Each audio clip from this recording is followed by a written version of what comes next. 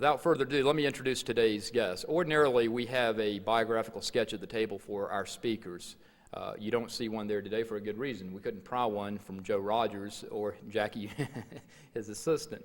So I guess it reinforces the notion that Joe Rogers needs no introduction. Everyone in this room, I believe, knows him. Everyone is eating at your restaurants. And Joe, I'll mention one other thing. Our new offices have a Waffle House almost right next door.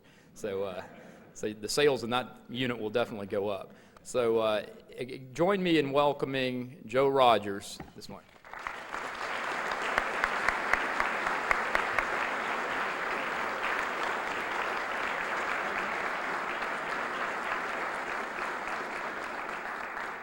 Well, good morning. First thing I'd like to do is make a motion for the Public Policy Foundation, and that is we have no more breakfast meetings. These should be cocktail parties. We don't sell cocktails. So I'll be glad to come if you will start scheduling these things at cocktail hour. But breakfast meetings should not be held in any market where we have a restaurant. And if you want good service next door to your new office, Griff, you may want to remember that. I never could realize or understand why they insisted on having these meetings out in Cobb County until I looked around, and now I understand why. Because I see that Cobb County is willing to open the jail up on any morning to let people out for breakfast, because I see some of the usual suspects around here. Actually, it's nice to see old friends. I've been working for a living lately, as I told Jack Barnett, and off the fundraising trail for a while and off the political trail for a while, and hopefully I'll stay off of those things. And as you can see, I have to go to work in just a little while. In fact, it looks like I may be the only one going to work this morning. But it's nice of you to be here. Let me ask you this question.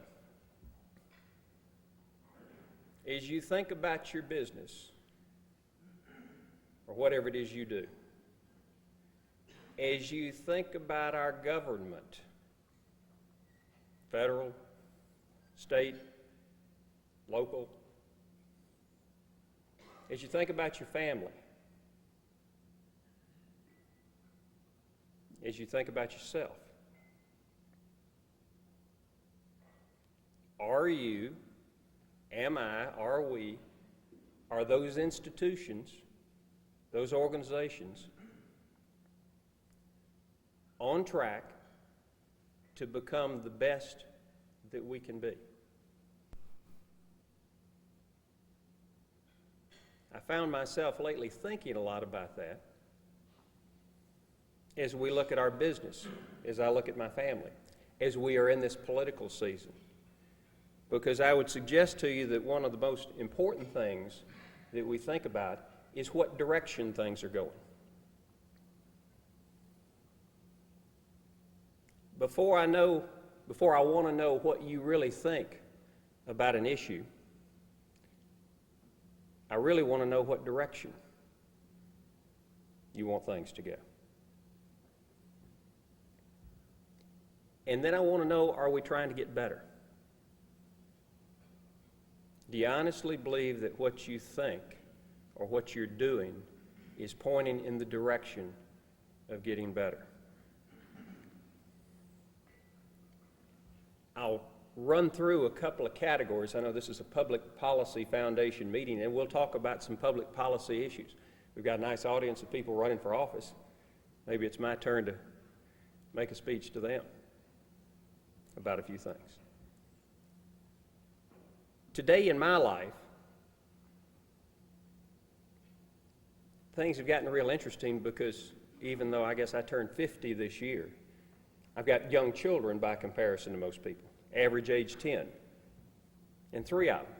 So as I look at the next 10 years, I realize that my business and my family need my undivided attention. Less politics, less fundraising, because my business needs to get better, and my family needs to get better. But we live in a community that also needs to improve. not just at the local level, but at the national level. I've also realized as I approach 50 that I'm thinking about simplicity. I know life gets more complex. I can see that happening. But I'd like for things to get a little simpler. And that's up to me. And one of the ways to do that is to establish better directions in my life. So personally, mental health, physical health, all those things are important. And I think I do a pretty decent job of that. Ego. That's one of the things we all have to manage. And I ask myself, am I getting better in that category? Griff mentioned that there was no biographical sketch. I've always believed that anything you feed gets bigger. I've seen that in the restaurant business over the years. So you don't see me talking to the press because, frankly, there's no real interest in our business that the press could really have. It's called commercial curiosity. I understand they sell newspapers, and occasionally they call and they'd like to write about us.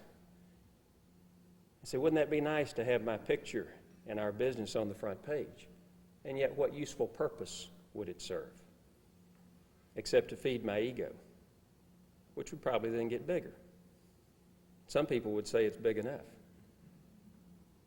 So I don't do that. First, I've got to manage me before I can manage anything else. People ask me about that privacy question. Well, we're a private business, and I'm a private person. It has nothing to do with whether I've got ideas I'd like to share. It's just I've got more important things to do because I'm going certain directions. How about our business? Just a little background information, the stuff you could figure out if you sat in the Waffle House long enough. We now have about 1,050 restaurants. Half of them are company, half are franchised. We participate in the operation of both of those categories of restaurants very heavily. In fact, I walk in and don't distinguish one from the other. And I found they don't distinguish me from anybody else that walks in. Because in an hour or so, I'll be washing dishes in East Point. And at lunch, I'll probably be cooking someplace. What was that we had for breakfast, by the way? You see, they look at my cooking sometimes and say, what is that? So close your eyes.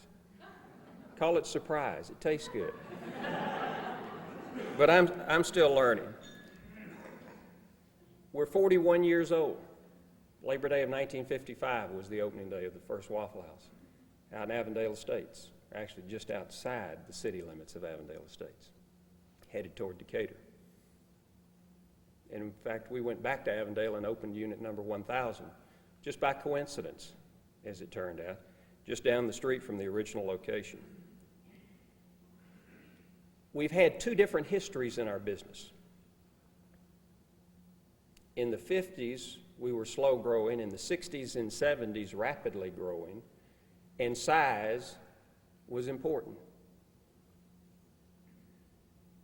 And somewhere around 1980, we said, gee, we can get big, or we're going to be good. We can be big as a nation, but are we going to be good? We can be big as a business, but are we going to be good? We weren't really that happy with how good we were. So we said, let's pause for a while and get better. And in fact, over the last 15 or so years, that has been our mission. Significantly improve our performance and grow the business slowly. What we want to be is a high-performance business that, if we perform, grows slowly, moderately. We never want to be a high-growth business. I don't ever want to be a high-growth anything in life, because I've never seen anybody sustain that. It's a good thrill, but we're not in the thrill-seeking business. So high performance, moderate growth. Run the business for the benefit of the people, not the benefit of the ego, of who's in charge. It would be very easy to do it differently. It would be very easy. So we don't do that.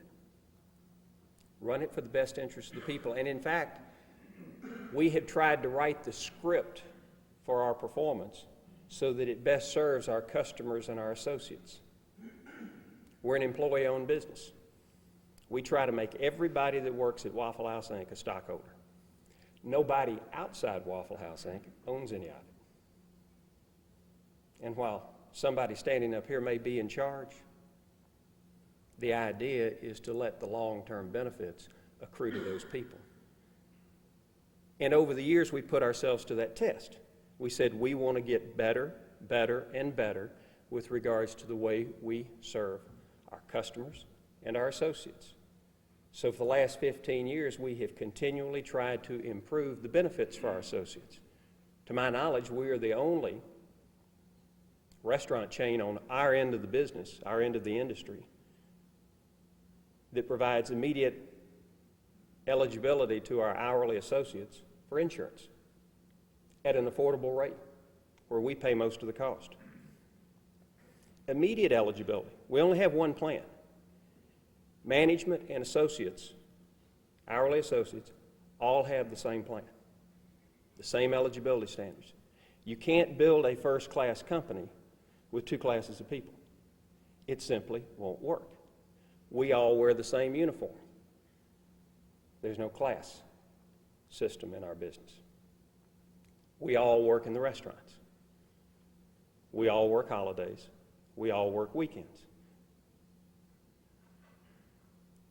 So it's share and share alike. Now that's not equal reward because we don't do equal work. But we think that's the way to build our business. We try to keep the business simple. People say, well, you're a big business now. There's millions of dollars of revenue and all those restaurants. We are not a big business. Use the word more. There's just more of them. Running 1,000 of them is running one of them in 1,000 different places. There's nothing big about it. There's just more. We don't need that big hierarchy and the Taj Mahal office building and all the, what do they call them, accoutrements that accrue to success. We don't need all of that. We don't want all of that. We want to keep it a people business. And we're trying to do better for our customers. I appreciate the glowing things many of you say to me, and you're very kind not to share with me your disappointments occasionally in the Waffle House. If you get them in them as often as I do, you're going to run into some disappointments. We're not perfect. Every one of our restaurants has 1,095 shifts per year. Every shift is a new crew of people. How would you like to be a coach where every 8 hours you had to put a new team on the field, a different team? Now, you can recycle some of those folks tomorrow and have them come back and play, but every shift is a new crew of people. They're trying to please the customer, and you're taking a chance that it may or may not work. How many of those shifts would grade an A? How many would grade a B? How many would grade a C? And our report card probably still has a few F's on it. So my job is not finished until we get all A's. We would like to make the honor roll. So people say, Joe, what are you going to do in your career? So it's obvious. I'm not finished. For 10 or 20 years, people have said, well, you can run for governor, and you can do this, and you can do that. I've said, wait a minute, I'm not finished. And I don't think I'll live long enough to be finished. Because my guess is when I'm 70, 80, and 90 years old, I'll still be working to get some B and C shifts up to A's. Anything less than straight A's, the job's not finished. So that's what I do for a living. How about our industry? Y'all were kind to recognize Truett Cathy, one of the real heroes in the food service industry. What a wonderful success story. And if you'll notice, they are in the process of changing in a lot of ways. We don't change very much. They're changing. They have to change. Their original location strategy is limited because there are only so many malls in America. So they're looking for new things. It used to be that we had an industry that had fast food, family food, and theme food. I would suggest to you that 10 years from now, here's my prediction for the restaurant industry, you're going to get a flat line. And that means somebody's EKG is going to go flat also, because the industry's going to change. I think there'll be a fast food segment and a theme segment. I don't see where the family segment's going to go, because the Applebee's of the world, the casual places that serve alcohol, are probably in the urban markets going to crowd out the Shoney's and Denny's and other folks of the world who are neither fast food nor serve alcohol, because the theme end is coming downscale, and somebody's going to get crushed. And you can easily understand the arithmetic in the fast food industry as far as the number of outlets. So what was a 3-segment industry in the last 30 or 40 years, my guess is going to become a 2-segment industry in the next 10 or 20 years. Where do we fit in all that? I don't know. Are we the low-end sit-down side? So you say, well, put in a beer tap and call yourself a bar and grill? Can you imagine a beer tap in a Waffle House? If you think the night shift gets crazy, you just try that strategy. Or are we the high-end fast food? That's probably a little smarter. And that's probably where we ought to be. We're a very unsophisticated business, because all we do is work hard, and what we're trying to become is operationally superior, because we think that will compete and win. We are not a marketing organization. You will never see us do any significant marketing off premise. Mike Harley back here was our Coca-Cola representative for a number of years. One of the world's great marketing organizations. They talked to us about, you can market this and that, and we said, but we don't do that. Everything we do is inside the restaurant. And we don't need to go off premise, because we have an endless opportunity to improve what we do. And that word endless is something we borrowed from Coca-Cola. They had that new theme, always. And I got to thinking about, what does always mean? Forever. Endless. How much can we really improve what we do in the restaurants? I would suggest to you we have an endless opportunity to improve. Who in here would suggest that they don't have an endless opportunity to improve who they are, or what they do, or where we live? So we took that concept of endless and started thinking that way about improving our business. And until we have gotten straight A's inside the restaurant, why in the world would we want to spend money to brag about it outside the restaurant, on television? So we don't do that. Until we get as good as we can get inside, we've got no reason to go and brag about it. How many times have you bought the brag only to find out that the product or service fell short of your expectations? We don't think it's too smart to fall short of people's expectations, which means right now, let's not raise your expectations about us too high, please. Don't leave here with super high expectations. You might run into one of those C shifts. So that's our culture in the Waffle House. But how about politics, and how about the Public Policy Foundation, and how about government? Direction. I told you what direction we're going. We picked a direction. The steps are not as important as the direction that we're going in the business, because we establish the direction and we don't get detoured.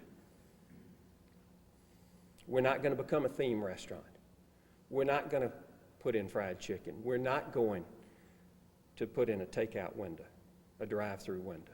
That's not our business. If you buy the Waffle House food, we really want you to get the service, because that's what we're selling, is a social experience. The food and the money are just currency. We're selling a social experience. It is different than the other fast food places. Even if you sit there stone silent, like a sponge, you're going to absorb something going on in that restaurant. You may not understand it, but it's happening. But in government, direction's important. And the interesting thing I find today is I'm not sure that we've got a real grip on which direction we're going. I think the electorate does. The last so many years, I guess if you go back to 1968 and just take the presidential elections, my sense of it is that the majority of the country has been trying to move a certain direction. They elected Richard Nixon. They re-elected him. Jimmy Carter ran to the right of Gerald Ford. Folks said, whoops, didn't work out that way. Nice try. And then they elected Ronald Reagan and re-elected him. They elected George Bush. And a few years ago, 58% of the people voted for Perot Bush, or Bush Perot. The trouble is they weren't on the same bumper sticker. They weren't on the same ticket. Only 42% voted for Bill Clinton. I think the direction the country wants to go, if presidential politics is any indication, is pretty clear.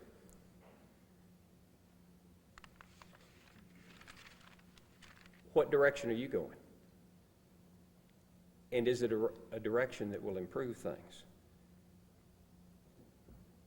I would suggest to you that the way the debate's going in politics today, we've lost some direction, and it's going to be critical during this political season to regain that. People asked me the other day about the minimum wage. And I said the fact that the minimum wage issue would even be mentioned by anybody on the Republican side of the aisle in the Senate or the House shows you they're lost. It's not in my top 5. I would suggest it's not in your top 10 or anybody's. And yet they got sucked right into it. What are the top 5 issues in America today? What are the top 10? Taxes, education, crime. What are they? You decide for yourself. I don't think minimum wage makes the list. I couldn't care less about the minimum wage, folks. Raise it as high as you want to. And you know who you're going to hurt? The little person. We'll always win. But see, that's what happens with government regulation. It's the law of unintended consequences. They've repealed a few laws. They will never repeal that one. You raise the minimum wage and it creates a barrier to entry for new businesses who could get started with less expensive labor that, oh, by the way, is available. How about all those kids? If you did away with the minimum wage tomorrow, I tell you what, or do away with it for under 21. Do you know how many kids we would hire in Atlanta tomorrow for $1 an hour and a meal? It might be the best meal they get that day. At least 200. We got 200 restaurants in the metro area. We'd hire at least 200 teenagers to sweep the parking lots and clean up. They're not available enough to really come and work in our restaurants. We have highly skilled jobs. If you don't believe that, come try it. Come with me any day. Cook, wash dishes, waiter, waitress. If you don't believe they're high-skilled jobs, just come try it. And nobody in our place makes minimum wage. I think we have the second highest paid daytime large female workforce in Atlanta. Probably only second to the flight attendants. The salespeople in our restaurants on first shift make a lot of money. They're well tipped. We don't have anybody making minimum wage. But raise it as high as you want to. You hurt the little person. You deprive young people who ought to be working. Where should young people be? And maybe youth is an issue. Where should young people be? They ought to be at home with their family. They ought to be in school getting an education. They ought to be in some organized recreational activity. Or they ought to be in the workplace being influenced by the people they're around. People are affected by the people they're around. Young people are real sponges. They soak up whatever it is the people around them are doing. And hanging out on street corners,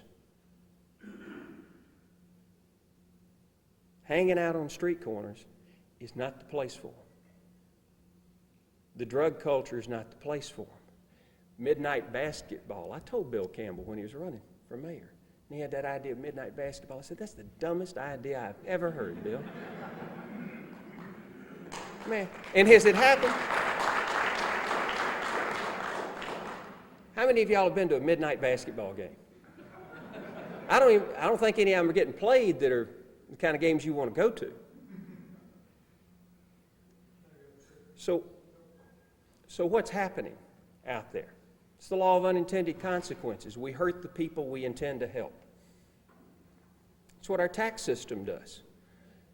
Double the number of pages in the tax code. Go ahead. It's okay by me. I get richer. The little person gets poorer.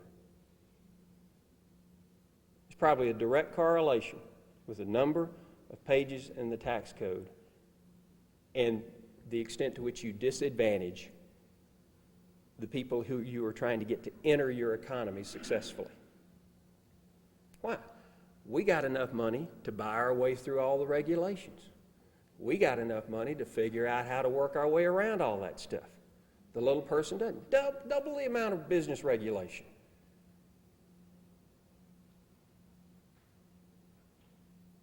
You know, pretty soon the government's going to outlaw all calories in food. We're for it. Now, wait a minute. We're for it. Let's pass a bill. Cut the calories of all food in half. Why? You're not going to consume any less calories. That means you got to double the volume of food that you eat. And guess what? We price it more by how it looks than how many calories you got in it.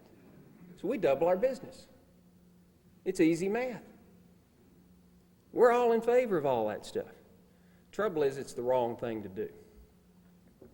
What are the top 5 or top 10 issues? And I would suggest to the people running for office, and I would suggest to you when it comes to our support for the elected officials, that we ought to be dogmatic in saying we want to go this direction, we think these are the important issues, and we don't want you talking about anything else. If I were a congressman or a senator and they asked me about the minimum wage, I said, what we need to talk about, and I'd read off my top 10. I would never let the words leave my mouth, minimum wage. Why? Because the minute we start talking about it, simply because you stuck a microphone in my face and invited me to talk about it, it becomes an issue. And if you're going to lead in politics, you've got to have the discipline to go a certain direction. You can't say, well, we're going that way. You want to talk about that? Okay, let's talk about that. Because what you talk about becomes the direction the conversation goes. So don't talk about the stuff that is on the road to nowhere. Only talk about the stuff that leads you somewhere, whatever those top 5 or 10 are. I thought Newt had that figured out with his contract for America. Somewhere along the way, we're learning some new lessons here about effective leadership. You hear this noise about these freshman congressmen who think minimum wage is an important issue. Huh? Don't tell me about them. Tell me about effective leadership. That would never come up if we had effective leadership. So what direction are we going in politics? What are the top 5? Is it taxes? Is it welfare? Is it whatever? Taxes is simple. Flat tax idea is a winner. Why? Just get rid of the complexity. Anybody who thinks there's any justice in the tax code is crazy. It's a deal of who's got the money and who wants it. Justice went out the window a long time ago. Fairness went out the window a long time ago. You know all the things about welfare and regulation and so forth. But we ought to be dogmatic in supporting a certain direction. I support a direction for things to go. And any voice that lines up in that direction, I support. Whether I think they'll make a good candidate or not, if they're singing the right song, then I like having them in the choir. Because all of the voices sing in unison. There's power in those numbers.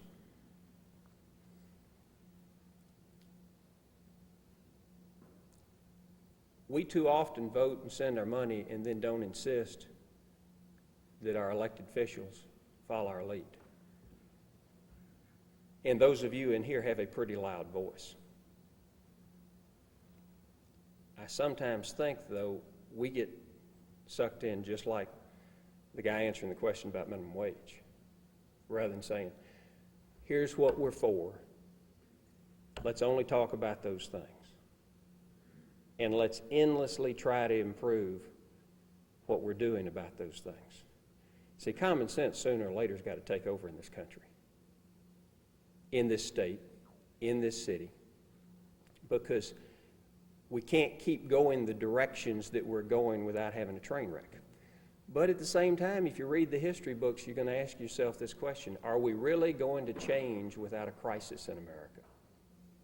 The history books would suggest to you maybe not. That it's going to take a real crisis. Will it be class warfare? Will it be racial warfare? What will it be? Or do we have the leadership that can avoid the crisis and lead us to effective change? And change comes rapidly. The history books would suggest to you, you don't get a steady trend line of change. You prepare, and then suddenly things change. The Berlin Wall comes down, there is no more USSR. You go from an era of nothing in space to how many objects do we have in space? That wasn't a straight line, folks. It just suddenly happened in whatever it was, when Sputnik went up. And it's only been, 30 years since then? So change comes in chunks, but you prepare for that change along the way. Where are you going as a person? Where are you going as a business? Where are we going as a country? Have you figured out where you're going? Because I'm in the process of trying to figure out where I'm going. And one of the problems I find is I see the herd going this way and I'm going that way. And I realize something's not in sync there. Something's not working. So I would ask that all of us speak out a little more forcefully about what we think the agenda ought to be and support the people who agree with you. And don't support the people that don't. From a direction standpoint, don't get hung up on issues. Don't get hung up on issues. And then back to that thing of endless opportunity. I see people, they're in today and then they get mad and they get disappointed and they drop out. Folks, for the rest of our lives, we've got an endless opportunity to improve everything we do. Some days you win, some days you lose, but every day show up. Every day show up and be there, because there's no better place to be than part of the process. You can't drop out. You can't play the role of a victim. And every time you withhold your support because you're concerned about this feature of that issue or this position of that person or whatever, every time you withhold your support, you yield to the other side. Every time you don't vote, it's casting the vote for the other side. Every time you don't write a check, you help financially the other side. Every time you don't speak up, every time you don't show up, you help the other side. So even if you don't know where you're going, don't help those people who obviously are going where you don't want to be. Don't do that. Well, they asked me to come and talk a little bit about the business and a few ideas about the public sector. I got a lot of opinions. Most of them you probably don't want to hear. I cook better than I talk, and I don't cook that well. But it's been a pleasure to be with you. I don't know, Griff, what is our time frame? About 5 minutes for questions. Anybody have any questions? Back of the room. Yes, since the Republicans have proved the Republican case for promoting a free market, limited government agenda, most clearly demonstrated by nominating a tax incentive government advocate, do you think it's going to take a third party to promote this, and not a corrupt third party, a real freedom third party, that supports issues like the flat tax and reducing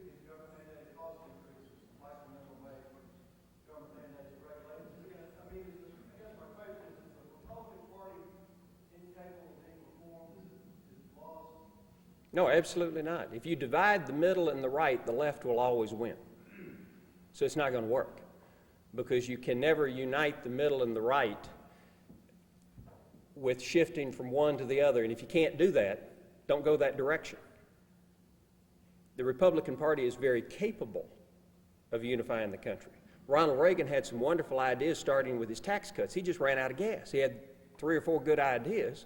He didn't have 8 years' worth. And ultimately, we have to deal with the spending side. How can we talk about minimum wage before we've eliminated the Department of Energy, one of your favorite places? What good have they done? It's a money sink. They just dump money in there. Get rid of it. Effective leadership can emerge. I don't think that the Republican Party is nominating an aggressive, big government person. Frankly, I view Bob Dole as a fellow who's willing to be president and let others set an aggressive agenda that he'll go along with. I don't see him leading the charge. And I think that was one of the problems that we had with Reagan. Everybody depended on Reagan for the ideas, and he only had a few, as opposed to a lot. I like the energy that comes out of Congress. I think they could learn to do a little better job of leadership, but I like the energy and I like the ideas. I was actually for national health care, but in a different way. Life, liberty, and the pursuit of happiness. We can build a national highway system with federal funds, and yet we can't have a national health care system? Come on, folks. We pretend to be the world's most advanced society. We did it in the wrong way. Life's real easy. Hardy's already taught you how to do it. Y'all clip those coupons to go get that biscuit. Give everybody a coupon. Your coupon will buy you health insurance. You are taxed back the value of your coupon. High-income people, pay it all back, maybe a little more. Low-income people, don't pay it back. You take your coupon and you go buy your insurance policy. You'll have 100 million consumers out there in the marketplace shopping for insurance and medical care. The cost of medical care will come down just like that. The problem is it empowers all the people and none of the bureaucracy, so nobody was for it. And yet this philosophical thing about the government shouldn't be involved in health care, then they shouldn't have built the highways either. Come on, folks, if we can talk about convenience, can't we talk about the fundamental things such as health? Let's not be hypocrites. Next question, Bob.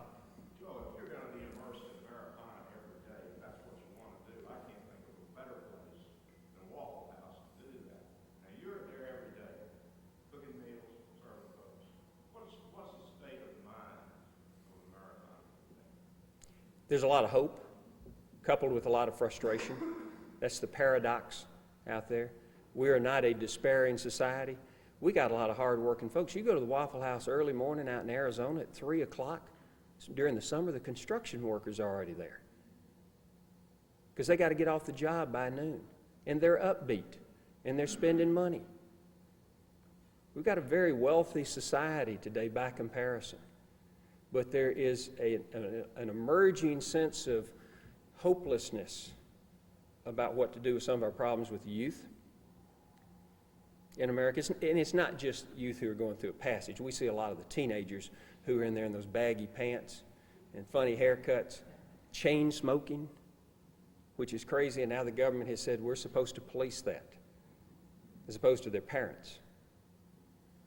But we also see the other side of life, where in that underclass there are too many weapons, and you hear about that, and you hear a lot of that conversation.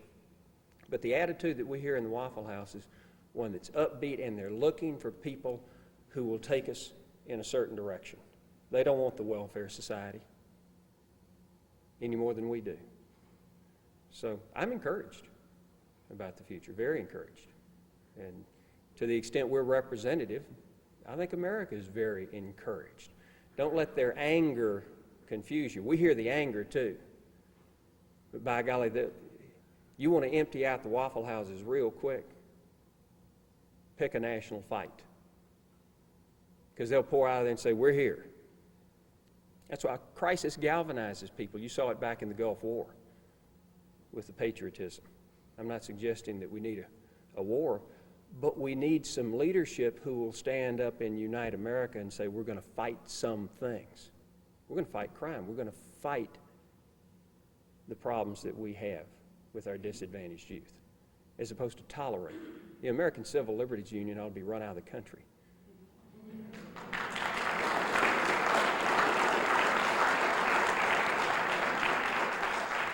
Maybe I'm getting too opinionated.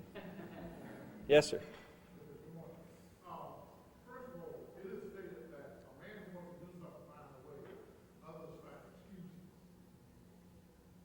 We found out that excuses exist because of the deterioration of the family, where you increase on your end. Going back to the churches and the community to get rid of those excuses, what would you suggest? Well, you got to localize everything. You got to get rid of the federal government taking up all the money and sending the programs back. Yes, there ought to be a social welfare system. There ought to be a safety net. Yea, but for the grace of God, there go I. What if I'd been born into a different family? What if I'd had a different upbringing? What if I was stumbling and fumbling along in the local community and just quite couldn't get it together? Keep a job, stay married, stay sober. The various problems that people have. What if that was happening to me? Now, nobody in Washington can help me. Oh, they might set up a program where I know how to go down there and fleece the government for a few checks. But how about the local church or the local community?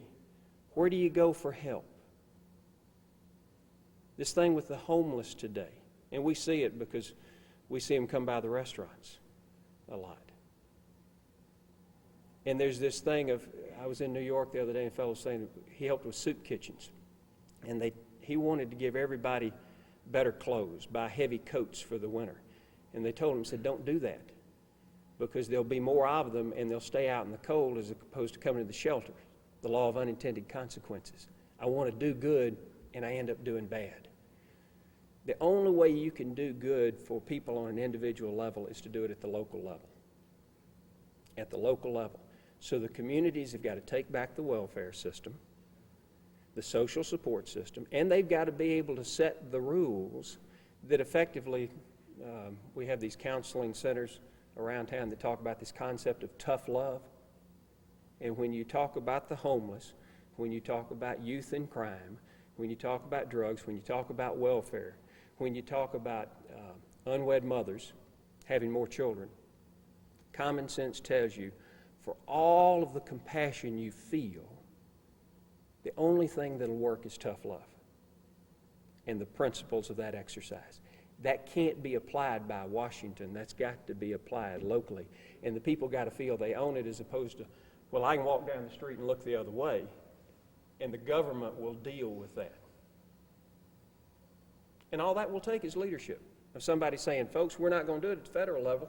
You do it at the local level, and we're going to have to be willing to tolerate some failure. Because if you set 1,000 communities in America tomorrow in charge of all this, 5% of them are going to drop the ball and do a bad job. But 95% of them will do a better job than's being done today. Common sense.